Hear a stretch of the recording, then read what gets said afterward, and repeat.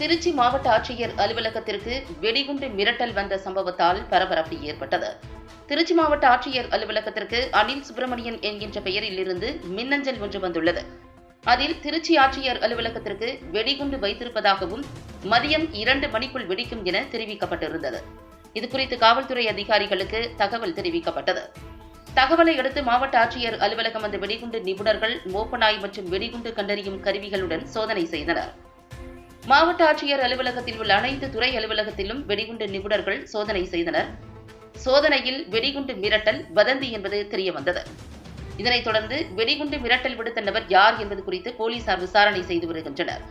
இன்று குடியரசுத் தலைவர் திருச்சி வருகை தருவதை முன்னிட்டு நேற்று மாவட்ட ஆட்சியர் அலுவலகத்திற்கு வந்த வெடிகுண்டு மிரட்டலால் அதிகாரிகள் அதிர்ச்சியடைந்தனர். அவருடைய மின்னஞ்சலில் திருச்சி மாவட்ட ஆட்சியர் அலுவலகத்திற்கு மின்னஞ்சல் வந்தாலும் அவருடைய மின்னஞ்சல் செய்தியில் கோவை மாவட்ட ஆட்சியர் அலுவலகத்தில் வெடிகுண்டு வெடிக்கும் என குறிப்பிடப்பட்டுள்ளதால் மனக்குழப்பத்தில் இருக்கும் நபர் யாராவது இந்த மின்னஞ்சலை அனுப்பியிருக்கலாம் என காவல்துறையினர் சந்தேகிக்கின்றனர். வெடிகுண்டு சோதனையால் திருச்சி மாவட்ட ஆட்சியர் அலுவலகமே பரபரப்புடன் காணப்பட்டது.